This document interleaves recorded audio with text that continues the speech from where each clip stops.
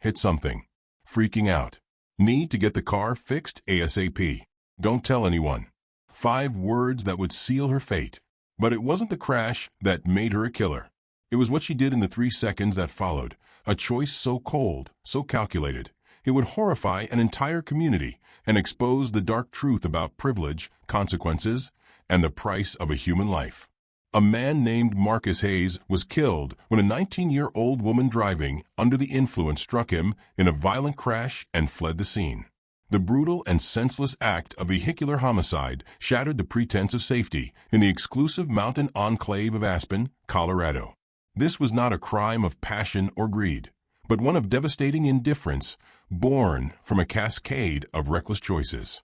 In a place where wealth was meant to insulate residents from the harsh realities of the world, this incident served as a stark reminder that tragedy does not respect property lines. The night began under the cold, clear sky that so often blankets the Rocky Mountains in late winter, a dome of infinite stars over the glittering lights of the resort town. Inside a sprawling multi-million-dollar chalet perched on the side of a mountain, a party was in full swing, a celebration of youth and privilege for the children of Aspen's elite. 19-year-old Jasmine Rivera moved through the crowd with an easy confidence, her future as bright and polished as the pristine snow outside. The air was thick with the scent of expensive perfume and the thrum of electronic music, a bubble of consequence-free revelry where adults were absent and responsibility was a distant concept. Jasmine had been drinking for hours, her judgment eroding with each glass of illicitly obtained champagne, the potent alcohol fueling a sense of invincibility common to her age and station. Her friends would later describe her as the life of the party, laughing and dancing without a care in the world, completely unaware that she was approaching a precipice. The decision to leave was an impulsive one, prompted by a trivial argument with a friend that felt monumental in her inebriated state. Ignoring offers to call a driver or stay the night, she grabbed the keys to her luxury sedan, convinced of her ability to navigate the winding mountain roads she had known her entire life.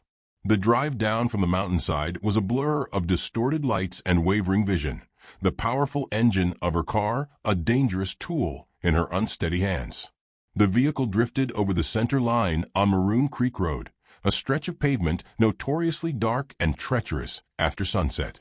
It was on this road that she encountered Marcus Hayes, a local man out for his nightly jog, a familiar silhouette against the snow-lined shoulder. The moment of impact was a sickening thud of metal against flesh, a horrific explosive sound that briefly pierced through her alcoholic fog and sent a shockwave of adrenaline through her system. Her first instinct was not concern or compassion, but a primal self-preserving panic that eclipsed all other thoughts. Instead of stopping, she pressed her foot harder on the accelerator, the damaged car groaning as it sped away into the darkness, leaving the devastating scene behind her. The pristine snow of Aspen, which normally served as a beautiful backdrop for a life of leisure, was now the silent witness to a crime of profound callousness. She drove with a singular focus on escape, her mind racing to formulate a story, a lie that could cover the dent in her fender and the terrible truth of what she had just done. In those critical moments, the choice was made not just to flee, but to erase the event from her history, a decision that would ultimately define her in the eyes of the law and the community. The atmosphere of Aspen, an insular world where problems could often be solved with money and connections, may have given her a false sense of security. She believed she could outrun the consequences, that the sin could be covered up just as the fresh morning snow covers the tracks of the night before. This act of fleeing, more than the crash itself, transformed a tragic accident into a calculated act of moral cowardice. The silence that followed her departure was broken only by the cold mountain wind and the distant sound of her retreating engine. On the side of the road lay the broken body of Marcus Hayes, a life extinguished in an instant by a stranger's reckless choice. The tranquil beauty of the Aspen night was shattered, the darkness no longer peaceful but menacing, hiding a secret that would soon unravel. Back in the warmth of her family's opulent home, she parked the damaged vehicle in the garage, out of sight. Her mind, still clouded by alcohol, struggled to process the full magnitude of what had occurred. She examined the cracked windshield and the crumpled fender, physical evidence of a reality she desperately wanted to deny. The logic of a sober mind was absent, replaced by a frantic and juvenile attempt at damage control. She sent a text message to a friend, a message that would later become a critical piece of evidence against her, one that spoke not of remorse, but of a desperate need to conceal her involvement. This initial phase of the crime concluded not with the crash, but with Jasmine's attempt to construct an alternate reality. She convinced herself that no one had seen her, that the darkness and the remote location were her allies. She clung to the hope that she could simply have the car repaired and move on, as if the life she had taken was a minor inconvenience. This psychological detachment from the brutal reality of her actions would become a central theme in the investigation and trial to come.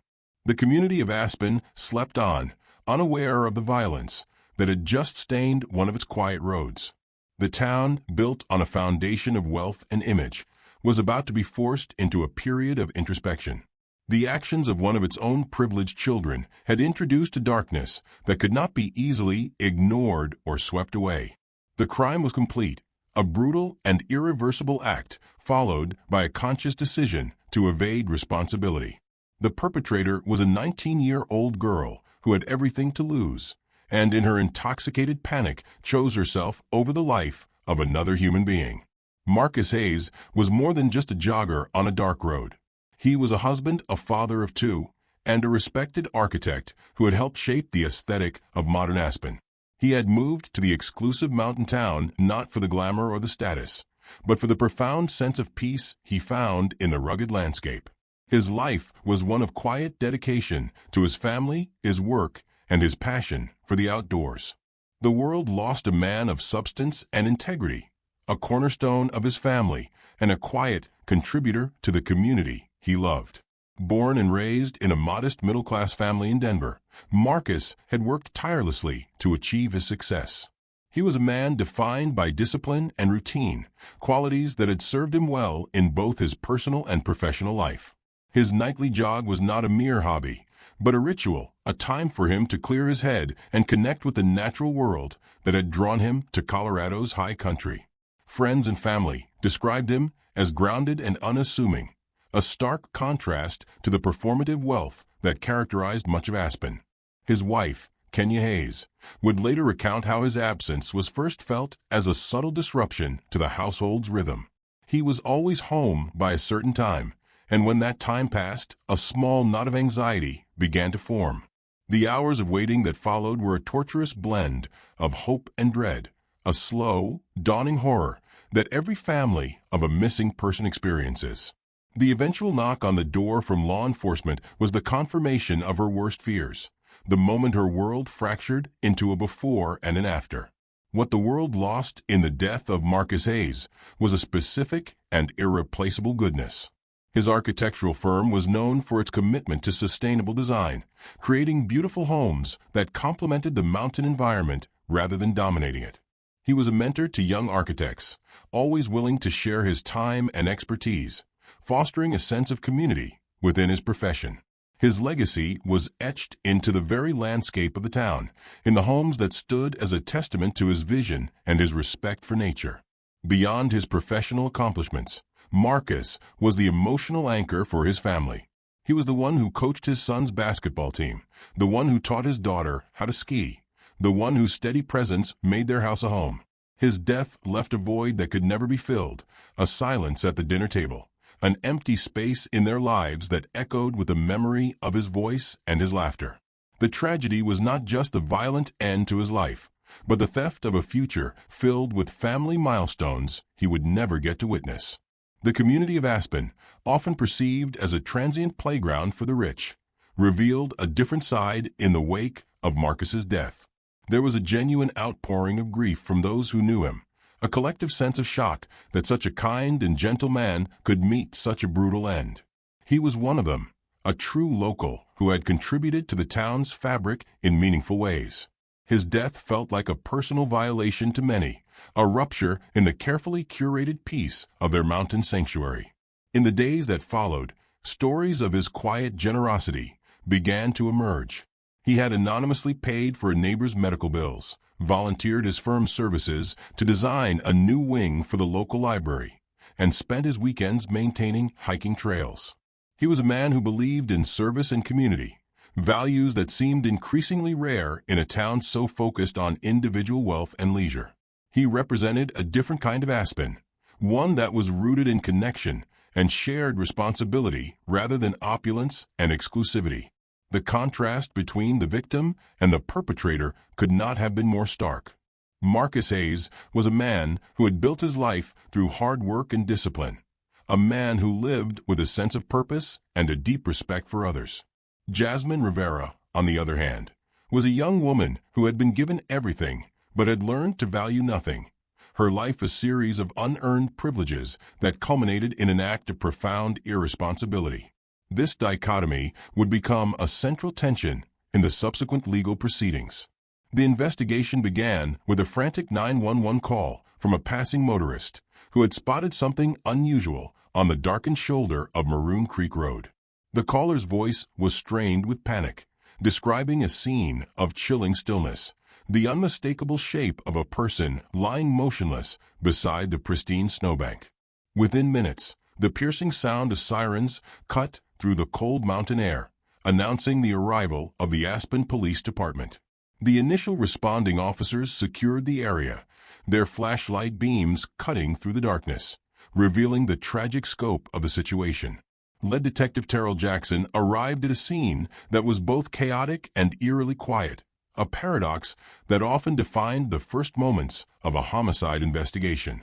The flashing lights of the emergency vehicles cast a surreal glow on the surrounding snow and pine trees, a stark intrusion into the natural tranquility of the area. Detective Jackson, a veteran lawman who had seen his share of tragedy even in this idyllic town, felt a familiar knot tighten in his stomach.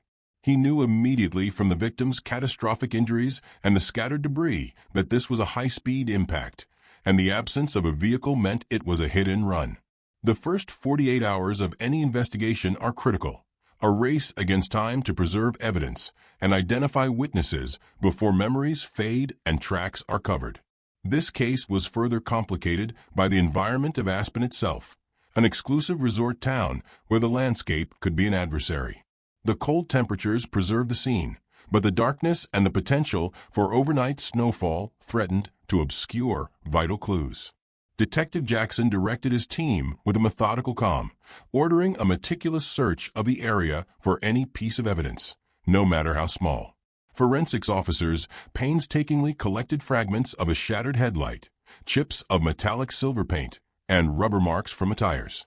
Each item was carefully bagged and labeled, a small clue that might eventually lead them to the vehicle and its driver. As dawn broke over the mountains, the full brutal reality of the crime scene was revealed in the clear morning light. The investigation expanded with officers canvassing local auto body and repair shops, distributing a description of the potential damage and the specific type of headlight assembly they were looking for.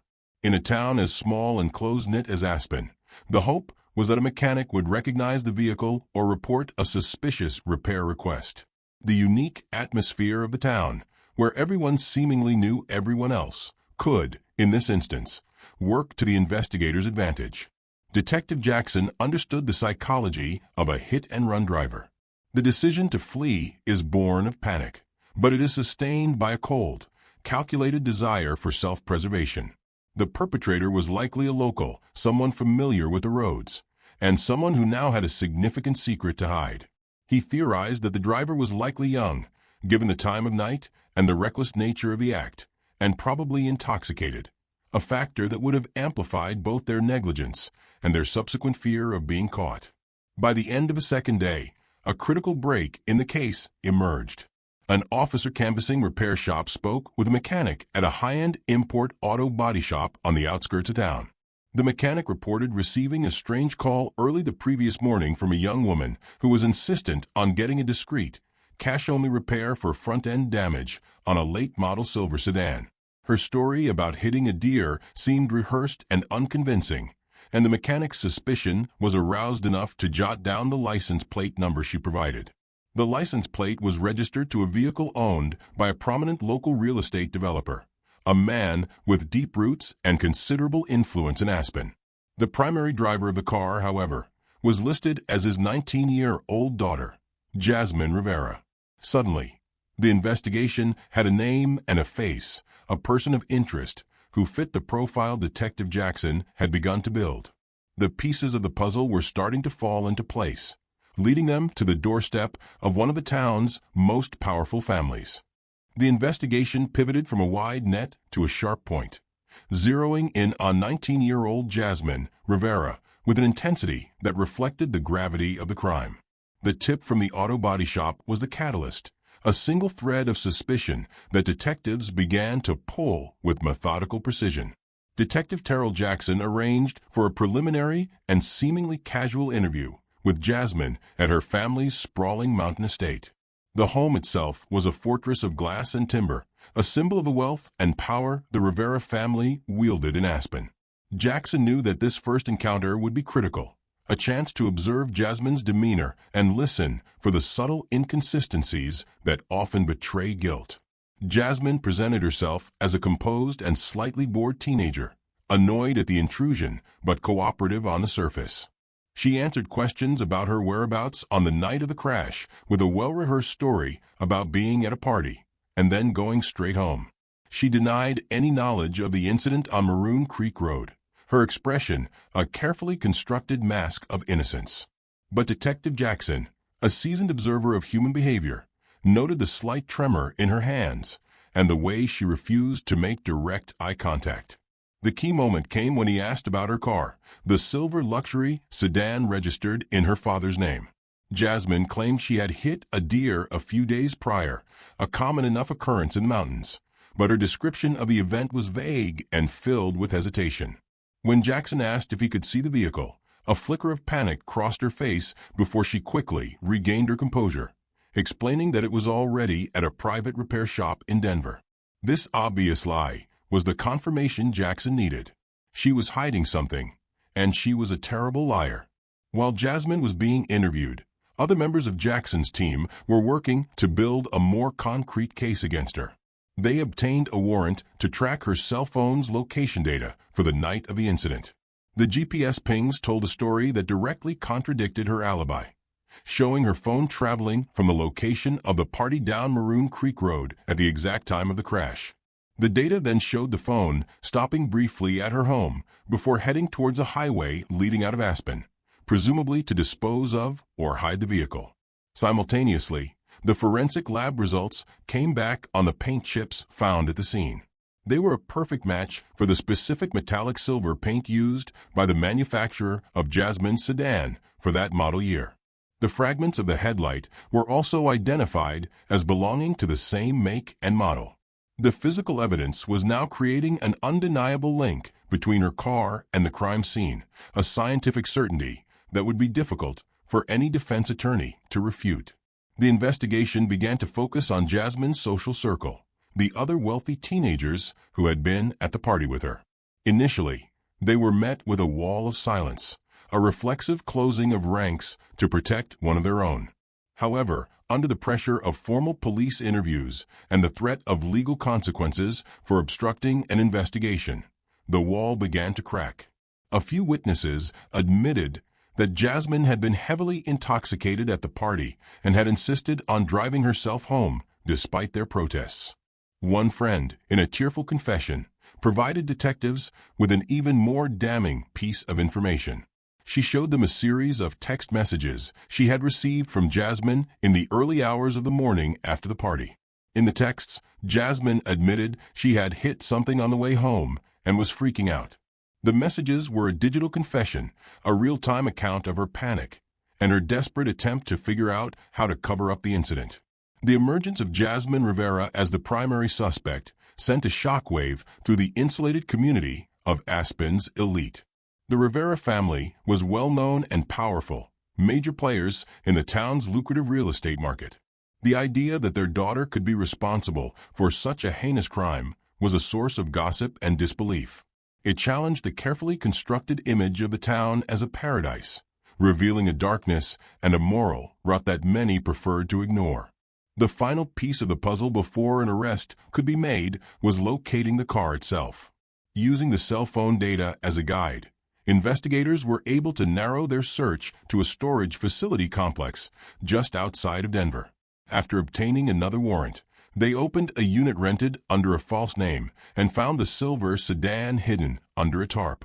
The damage was exactly as they had expected, and a closer inspection revealed fabric and biological evidence consistent with the victim's clothing and injuries, sealing the case against her. With the car secured and the evidence mounting, the investigation had reached its logical conclusion. A suspect had emerged not through a single dramatic revelation, but through the steady, patient accumulation of facts. Jasmine Rivera, who had believed her wealth and status could shield her from consequences, was now inextricably linked to the death of Marcus Hayes. The time for questions was over. The time for an arrest was at hand. With Jasmine Rivera firmly identified as the prime suspect, the focus of the Aspen Police Department shifted to the meticulous and crucial phase of building an unassailable case. Prosecutor Shanice Williams, a sharp and tenacious lawyer from the district attorney's office, was brought in to oversee the legal aspects of the case, ensuring that every piece of evidence would stand up to the intense scrutiny of a high-profile trial. The cornerstone of the prosecution's case was the physical evidence tying Jasmine's car to the scene of the crime. The recovered vehicle was a treasure trove for the forensics team. They matched the unique fracture patterns of the broken headlight fragments from the roadside to the damaged housing on the car, a fit as unique as a fingerprint. Furthermore, microscopic analysis of the paint from the victim's clothing revealed the same chemical composition as the paint on the car's fender, creating a direct physical link between the vehicle and Marcus Hayes. Beyond the physical evidence, the digital trail that Jasmine left behind was proving to be incredibly damning. Investigators executed a warrant for the full contents of her cell phone and her social media accounts, uncovering a timeline of her actions and her state of mind. Her text messages to her friend, in which she admitted to hitting something and expressed fear of getting caught, were the modern equivalent of a written confession. Prosecutor Williams knew that presenting these messages to a jury would be a powerful tool to dismantle any claims of ignorance or innocence.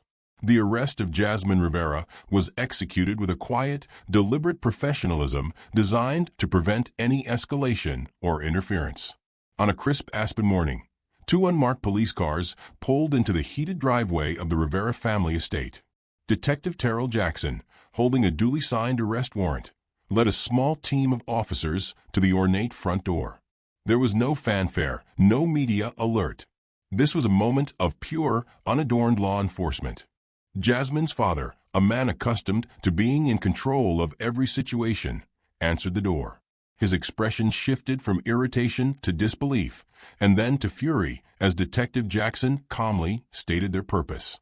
The initial moments were tense, filled with blustered threats of legal action and angry accusations. But Jackson remained impassive, his focus solely on taking the 19-year-old suspect into custody. He presented the warrant, a legal document that rendered the father's wealth and influence momentarily irrelevant. Jasmine was brought downstairs by her mother, her face pale and her eyes wide with a mixture of fear and defiance.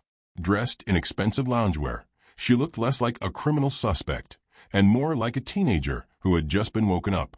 The reality of the situation seemed to be slowly dawning on her as the handcuffs were produced. The cold metallic click of the cuffs locking around her wrists was a stark auditory symbol of her new reality, a sound that cut through the privileged silence of her home. Once at the station, she was processed like any other suspect, fingerprinted, photographed for a mugshot, and allowed a phone call to her lawyer. The sterile, impersonal environment of the police station was a world away from the bespoke luxury she was accustomed to. The interrogation began an hour later in a small, windowless room. Detective Jackson and another officer sat across a simple metal table from Jasmine and her high-powered defense attorney. The lawyer immediately advised her not to speak, a standard legal strategy. But Jackson knew that the psychological pressure of the situation could often override a lawyer's counsel. His goal was not necessarily to elicit a full confession, but to observe her reactions and lock her into a story that could be dismantled in court. Jackson began by methodically laying out the evidence against her. Speaking in a calm, factual tone, he presented photographs of the crime scene, the debris, and the victim. He detailed the forensic match of the paint chips and the headlight fragments. He spoke about the witnesses from the party who had described her level of intoxication. The turning point in the interrogation came when Detective Jackson brought up the text messages. He read them aloud, her own words filling the small room. Hit something hard. Freaking out. Need to get the car fixed ASAP. Don't tell anyone. Hearing her words spoken by a police detective seemed to breach her defenses. The mask of detached coolness finally cracked, and tears began to stream down her face. Through her sobs and against the frantic signals from her lawyer, she began to talk. She admitted to being at the party, to drinking, and to driving. She tried to frame the crash as an unavoidable accident, claiming the jogger had come out of nowhere. Her story was a desperate attempt to minimize her culpability, a narrative filled with excuses and deflections of blame. She portrayed herself as the victim of circumstance, a scared teenager who had panicked and made a bad decision. There was no mention of Marcus Hayes, no expression of sorrow for the life she had taken. Her entire focus was on herself, on the trouble she was in, and on how unfair it all seemed. The trial of the state versus Jasmine Rivera began in the Pitkin County Courthouse, a modest building in the heart of Aspen that seemed ill-equipped for the media storm it was about to endure. The courtroom was packed to capacity every day, a silent theater for a drama that had captivated the town and the nation. On one side sat the grieving family of Marcus Hayes, their faces a portrait of quiet dignity and unimaginable pain. On the other side sat Jasmine Rivera, flanked by her parents and a team of expensive lawyers, her expression a practiced mask of somber contrition. After a week of intense questioning, a jury of 7 women and 5 men was impaneled, a cross-section of the community that would hold Jasmine's fate in their hands. Prosecutor Shanice Williams stood before the jury, her voice clear and steady, and painted a picture of calculated indifference. She described Jasmine not as a scared teenager, but as a self-centered adult who at every critical juncture made the most selfish choice possible. She argued that the true crime was not the initial impact, but the decision to leave a man to die in the cold, a choice that revealed a chilling lack of basic humanity. Williams's opening was a masterclass in storytelling, weaving the forensic evidence with the emotional core of the tragedy. She held up a picture of Marcus Hayes with his family, forcing the jury to see him as more than just a victim, but as a husband and a father whose loss was immeasurable. She concluded by stating that this case was about accountability, about the simple, unwavering principle that no one, regardless of their wealth or last name, is above the law. The Hayes family wept silently as she spoke. The defense attorney, a renowned and silver-tongued lawyer from Denver, presented a starkly different narrative. He portrayed Jasmine as a good kid from a good family who had made a single catastrophic mistake. He argued that the crash was a tragic accident, unavoidable on a dark, unlit road. He described her decision to flee not as an act of malice, but as the panicked, irrational response of an intoxicated and terrified 19-year-old girl who did not possess the emotional maturity to handle such a traumatic event. The pivotal phase of the trial arrived with the calling of the prosecution's key witnesses. The eyewitness, a middle-aged father from Ohio, recounted the terrifying moment. A silver sedan, its front end visibly damaged, swerved into his lane, forcing him to veer onto the shoulder to avoid a head-on collision. His voice cracked with emotion as he described the car speeding away into the darkness, its movements erratic and reckless. "You don't forget something like that," he said. "It wasn't just a car speeding. It was a car fleeing." The accident reconstruction expert used detailed animations and charts to walk the jury through the physics of the crash. He explained how the car's speed, calculated at over 70 miles per hour in a 40 miles per hour zone, combined with the driver's failure to brake, made the impact unsurvivable for any pedestrian. The expert's testimony was particularly damning, when he detailed the evidence showing the car had actually accelerated in the moments immediately following the impact. This piece of data directly contradicted the defense's narrative of a panicked driver frozen by fear. However, the most emotionally devastating moment of the trial came when Jasmine's former friend took the stand to testify about the text messages. The young woman was visibly distraught, torn between her loyalty to her friend and her legal obligation to tell the truth. With tears streaming down her face, she authenticated the text messages that were then displayed on a large screen for the entire courtroom to see. Reading the defendant's own words was a gut punch to the defense. During cross-examination, the defense lawyer tried to frame the texts as the incoherent ramblings of a terrified, intoxicated teenager. But the friend, in a moment of quiet strength, replied, she wasn't freaking out about who she might have hurt. She was freaking out about getting her car fixed and getting caught. This observation, coming from someone who knew Jasmine intimately, was more damaging than any piece of forensic evidence. The defense's key witness was Jasmine herself. It was a risky strategy, opening her up to a potentially brutal cross-examination from Shanice Williams. Her lawyer guided her through a carefully rehearsed direct examination, where she recounted her version of the events in a soft, trembling voice. She admitted to drinking and driving, framing it as the biggest mistake of her life, but insisted the crash itself was an accident, and that her decision to flee was a product of pure, unthinking terror. She wept as she spoke about the fear and confusion she felt, portraying herself as a child lost in a situation far beyond her capacity to handle. She apologized to the Hayes family, turning to look at them directly, her voice thick with emotion. Then came the cross-examination. Prosecutor Shanice Williams approached the witness stand not with aggression, but with a cold, surgical precision. She asked why, if Jasmine was so panicked and confused, she had the presence of mind to invent a story about hitting a deer, to find a discreet repair shop, and to hide her car hundreds of miles away. The turning point came when Williams focused on the text messages.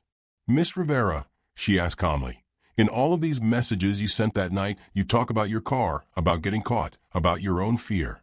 Can you show the jury where you once, just once, expressed any concern for the something you had hit?" Jasmine stammered, unable to answer, the silence stretching on for an agonizingly long time. In that moment, her carefully constructed facade of remorse crumbled, revealing the profound self-absorption that the prosecution had claimed was her true motive all along. After weeks of testimony and evidence, the case was handed over to the jury. The jury deliberated for 2 full days. On the 3rd day, the bailiff announced that the jury had reached a verdict. The courtroom was hastily reassembled, the atmosphere thick with an almost unbearable tension. Jasmine Rivera was brought in, her face ashen and her hands trembling.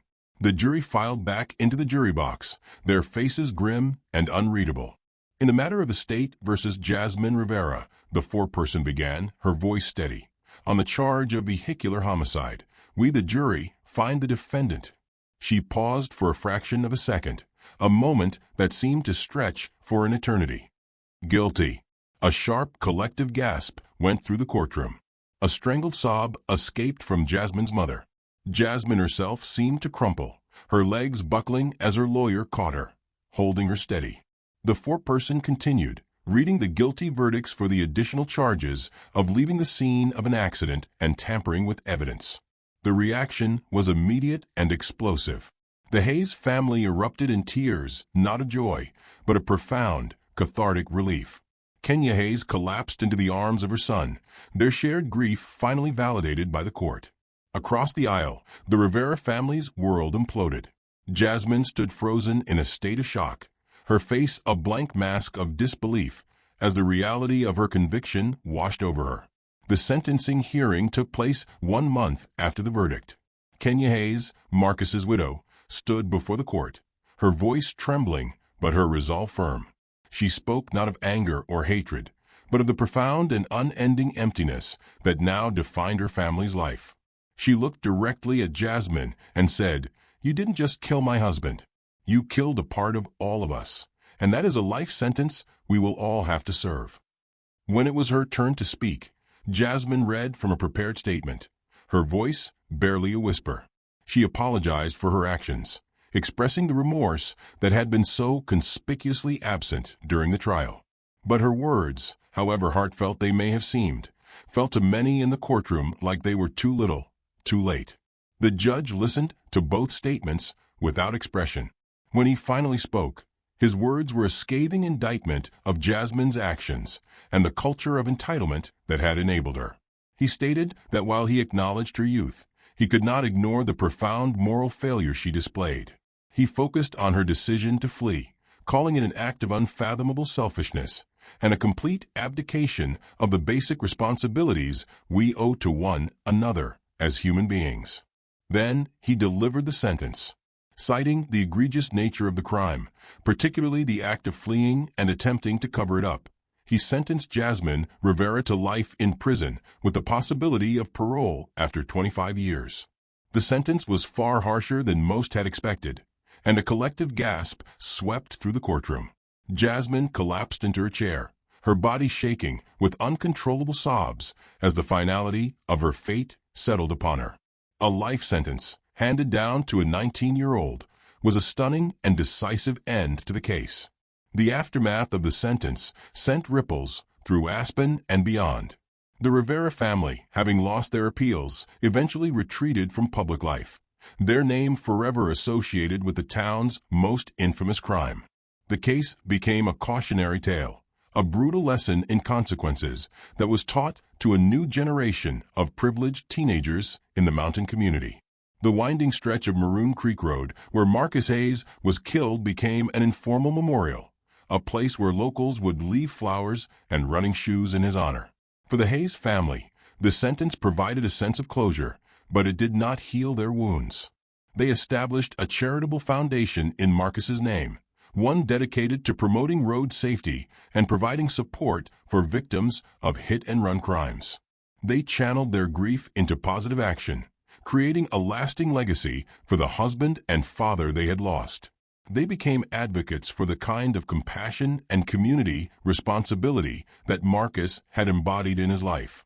Years later, the story of Jasmine Rivera and Marcus Hayes remains a dark chapter in the history of Aspen. It is a story with no winners, only degrees of loss. It is a tragic reminder of how quickly a life can be taken and how a series of bad choices can lead to an irreversible and devastating outcome. The pristine snow of Aspen could no longer be seen as a symbol of purity, but as a blank canvas upon which the darkest aspects of human nature could be revealed.